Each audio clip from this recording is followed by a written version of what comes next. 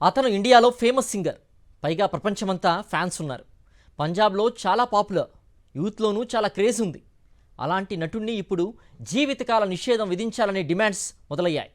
Bollywood biggest ప్రాజెక్టులో నటిస్తున్న అతన్ని ఆ చిత్రం నుంచి తప్పించాలనే వాదనలు వినిపిస్తున్నాయి. ఇంతకీ ఎవరా నటుడు? అతను చేసిన తప్పేంటి? నిషేధం ఎందుకెళ్ళింది? కల్కిలో ప్రభాస్తో ప్రమోషనల్ సాంగ్ చేసిన ఇతని పేరు దిల్జిత్ దోసాంజ్. ఇండియాలో పాపులర్ సింగర్. ఇతని పాటలంటే నేటి యువతకు పిచ్చి. పంజాబ్కు చెందిన దిల్జిత్ అనేక హిందీ చిత్రాల్లో నటుడిగాను మెరిశాడు. ఇక సొంత ఇండస్ట్రీ పంజాబ్లో స్టార్ హీరో కమ్ ప్రొడ్యూసర్.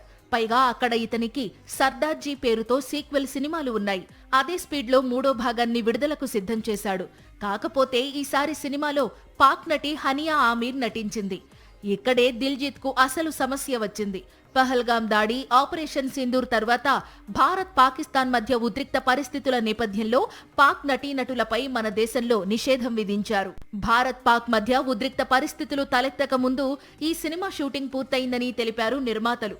భారతీయుల మనోభావాలను దృష్టిలో పెట్టుకుని ఇప్పుడు ఈ సినిమాను మన దేశంలో విడుదల చేయడం లేదని తెలిపారు. అయితే ఓవర్సీస్ మార్కెట్లోనూ అలాగే పాకిస్తాన్లో విడుదల చేశారు. దీంతో ఈ సినిమా నిర్మాతలపై, హీరో దిల్జిత్ పై India cine employees federation మండిపడింది.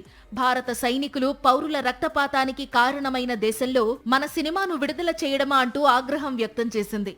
Diljit నిర్ణయం దేశద్రోహానికి తక్కువేం కాదు అని, అతన్ని ఇండస్ట్రీ నుంచి బహిష్కరించాలని, ప్రస్తుతం తాను నటిస్తోన్న బార్డర్ సీక్వెల్ నుంచి కూడా తప్పించాలనే డిమాండ్ చేసింది. నేను ఈ సినిమాకు సంతకం చేసినప్పుడు అంతా బాగుంది. ఇప్పుడు పరిస్థితి మన చేతుల్లో లేదు. అందుకే సినిమాను ఇండియాలో విడుదల చేయలేదు. ఓవర్సీస్ మార్కెట్లో విడుదలకు నిర్మాతలు నష్టపోకూడదనే నిర్ణయం తీసుకున్నట్లు చెబుతున్నాడు. ప్రస్తుతం దిల్జిత్ పై బ్యాన్ విధించేందుకు federation of western India cine employees సిద్ధమవుతోంది. రానున్న రోజుల్లో దిల్జిత్ కు మరిన్ని కష్టాలు పెరిగే అవకాశాలు కనిపిస్తున్నాయి.